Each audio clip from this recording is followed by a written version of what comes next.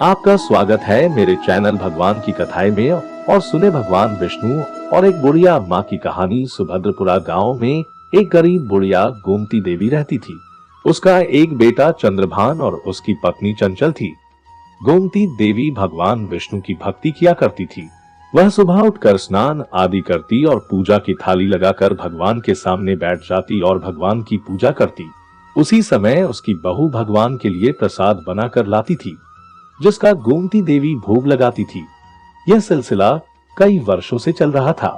भगवान विष्णु की कृपा से चंद्रभान का व्यापार अच्छा चलने लगा। एक दिन उसने अपनी माँ से कहा, माँ, आपके आशीर्वाद से मेरा व्यापार बहुत अच्छा चल रहा है। हमने नया घर ले लिया है, कुछ दिन बाद वहाँ चले जाएंगे। तब गोमती देवी ने कहा, यह तो बहुत खुशी की बात है बेटा, लेकिन तूने नए घर में भगवान का मंदिर बनवाया या नहीं? यह सुनकर चंचल ने कहा, मां जी, आप सारा दिन पूजा करती रहती हैं, वहाँ भी आप यही सब करेंगी, इसलिए हमने सोचा है आप यही रहें। हम आपको खर्चा भेज दिया करेंगे, नए घर में केवल हम दोनों जा रहे हैं। यह सुनकर गोमती देवी को बहुत आश्चर्य हुआ। उन्होंने कहा, चंद्रभान, यह बहू क्या बकवास कर रही है? तेरे घर में मेरे और मेरे श्री हरि के लिए कोई जगह नहीं है। इन्हीं की कृपा से तुझे ये सब मिल पाया है और तू उन्हें ही भूल गया। चंद्रभान ने कहा, माँ, ये सब मैंने अपनी मेहनत से हासिल किया है। और चंचल कह तो रही है आपको खर्चा भेज दिया करेंगे, आप इतने बड़े घर में जाकर क्या करूंगी? गोमती देवी रोने लगी, लेकिन दोनों बहू बेटे उन्हें छोड़कर चले गए। गोमती देवी दिन रात भगवान विष्णु से प्रार्थना करने लगी है, भगवान, मेरा बेटा नासमझ है, उसे कोई दंड नहीं देना। एक दिन उसे अपनी गलती का एहसास होगा और वह आपकी शरण में आ जाएगा, उसे माफ कर दीजिए। अगले दिन से गोमती देवी सुबह स्नान आदि करके भगवान के लिए प्रसाद बनाती और भगवान श्री हरि का भजन पूजन करके प्रसाद ग्रहण करती। कभी कभी वे अपने लिए खाना बनाती, कभी केवल प्रसाद खाकर ही संतोष कर लेती थी। एक दिन गोमती देवी घर के बाहर बैठी थी, तभी उनके पड़ोस की एक औरत वहां आई। गोमती देवी ने उससे कहा, बेटी, मुझे बाजार से कुछ सामान ला दे, घर में सामान खत्म होने वाला है। वह औरत बाजार से सारा सामान ले आई और घर में रख दिया। जाते समय उसने पूछा, मां जी, आपके बेटे ने आपको नहीं बुलाया? चंद्रभान ने पूरे गांव को दावत दी है अपने नए घर की। तब गोमती देवी ने कहा, जो मेरे श्रीहरि का ना हो सका वह मेरा क्या होगा, अब मुझे उससे कोई मतलब नहीं है। यह सुनकर वह औरत चली गई। इसी तरह समय बीतता गया। धीरे धीरे गोमती देवी बहुत कमजोर हो गई। अब उनसे प्रसाद व खाना नहीं बनाया जाता था। बड़ी मुश्किल से वे प्रसाद बनाती और उसे ही खाकर संतुष्टि कर लेती थी।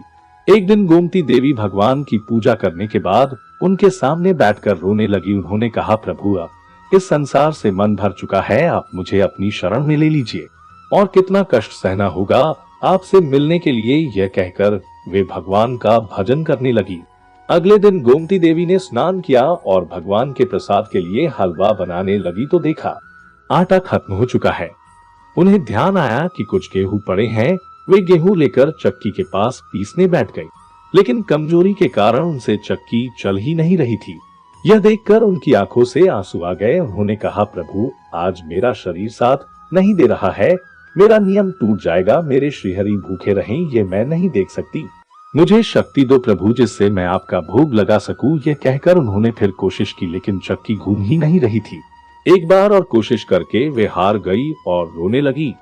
तभी नीले प्रकाश से पूरा घर भर गया और उन्होंने देखा भगवान श्रीहरि विष्णु स्वयं चक्की चला रहे हैं।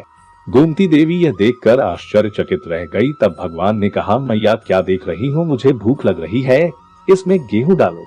गोमती देवी को होश नहीं था। वे रोते रोते चक्की में गेहूं डाल रही थी और भगवान विष्णु गेहूं पीस रहे थे। जब गोमती देवी को सुध आई तो वे प्रभु के चरणों में गिर गई। भगवान ने कहा, आज तुम्हारी तपस्या सफल हो गई, मांगो क्या मांगना है। गोमती देवी ने कहा, मुझे अपने चरणों में स्थान दीजिए प्रभु, और कुछ नहीं चाहिए। भगवान श्री हरि ने उन्हें आशीर्वाद दिया। गोमती देवी पहले जैसी स्वस्थ हो गई। भगवान ने कहा, मेरा भोग कहाँ है मैया? यह सुनकर गोमती देवी ने हलवा बनाकर भगवान को दिया। भगवान श्री हरि ने बैठकर हलवा खाया और कहा, मैया, मेरा मन भर गया। तुम्हारे भोग से अब संसार में तुम्हारा कुछ समय बाकी है, उसके बाद तुम्हें बैकुंठ की प्राप्ति होगी। आज से तुम्हें यहाँ कोई कष्ट नहीं होगा। यह कहकर भगवान अंत ध्यान हो गए। तभी वहाँ छोटा सा घर सुंदर महल बन गया और उसमें अन्न धन के ढेर लग गए। भगवान की कृपा से नौकर चाकर काम करने लगे। भगवान विष्णु के बारे में सुनकर चंद्रभान और चंचल रोते हुए आए और माँ के चरणों में गिर पड़े। गोमती देवी ने उन्हें माफ कर दिया और वे सब साथ साथ रहकर भगवान श्री हरि विष्णु का गुणगान करने लगे। आपको मेरा वीडियो कैसा लगा लाइक करें और कमेंट में श्री हरि लिखना ना भूलें।